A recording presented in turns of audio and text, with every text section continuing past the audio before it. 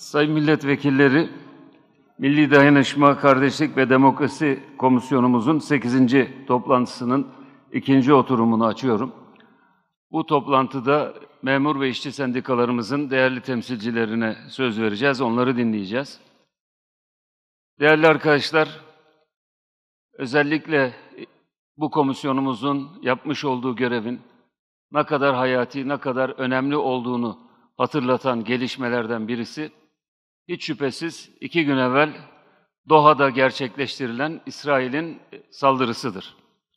İsrail aynı gün içerisinde 3 egemen ülkeye birden saldırarak, Katar'a, Tunus'a ve Yemen'e saldırarak aslında bölgedeki saldırgan tutumlarıyla ilgili yeni bazı sinyalleri ortaya koymuştur.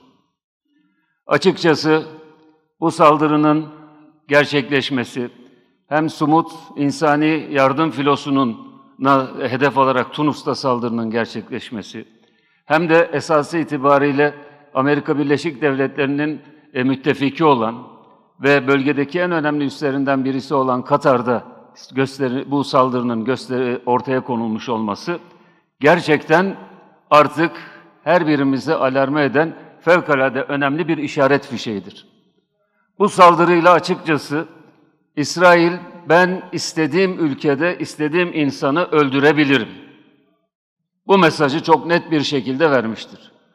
İkincisi, hiçbir ülkenin egemenlik hakkını tanımadığını bir kez daha çok açık bir şekilde ortaya koymuştur. Üçüncüsü, Amerika Birleşik Devletleri'nin hangi üsse sahip olursa olsun bölge halklarını, bölge ülkelerini korumayacağını ya da koruyamayacağını ortaya koymuştur. Ve böylece bölge halklarının neredeyse tamamına karşı bir düşmanlık ilişkisi içerisinde olduğunu bir kez daha ortaya koymuştur. Değerli arkadaşlar, şimdiye kadar çok saldırı gerçekleşti. Bu son saldırıların hepimizi gerçekten derin bir uyanışa sevk etmesi gereken bir adım olduğuna inanıyorum.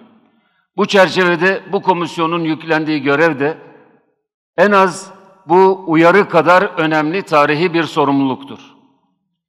Biz böylece zaten bölerek, parçalayarak, terör örgütleri vasıtasıyla, vekalet örgütleri vasıtasıyla Orta Doğu halklarının içine nifak sokarak, ülkeleri, bölgeleri karıştırarak yoluna devam eden bu anlayışa karşı, teopolitikten kaynaklanan Siyonizmin yayılmacı anlayışına ve siyasetine karşı biz de bölge halkları olarak bir beraber olduğumuzu ifade etmek, ortaya koymak mecburiyetindeyiz. Tam da bu komisyonun varlık sebebi bu gerekçelerden kaynaklanmıştır.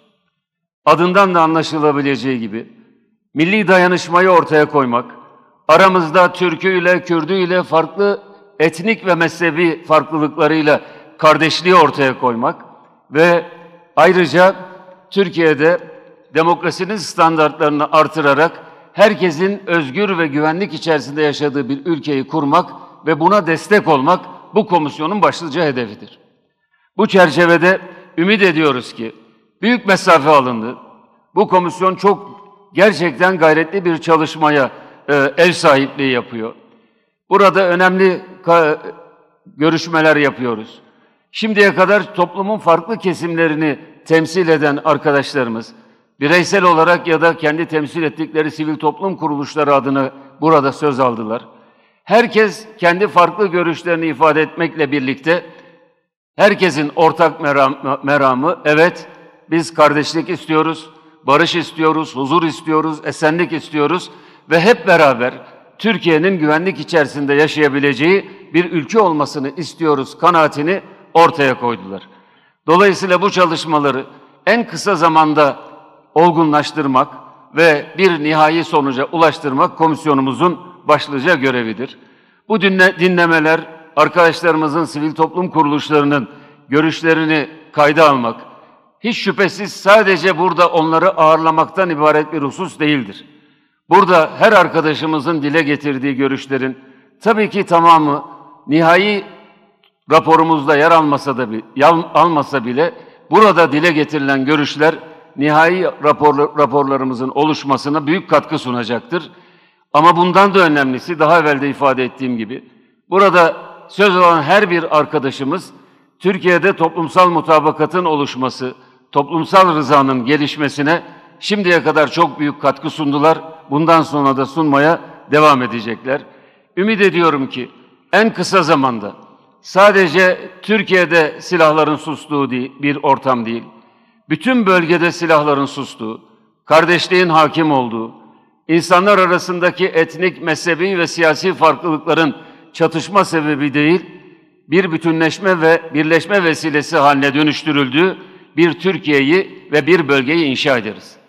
Bu toplantılara başladığımız ilk günden itibaren en temel iddialarımızdan birisi aslında terörsüz Türkiye, terörsüz bir bölgenin de teminatı olacaktır.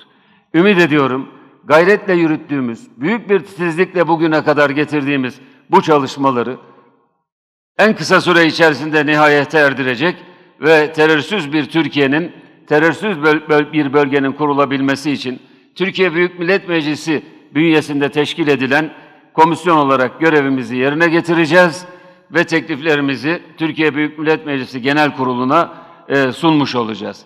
Ben bir kez daha bugün davetimize icabet eden memur ve işçi sendikalarımızın başkanlarına ve yöneticilerine teşekkür ediyorum.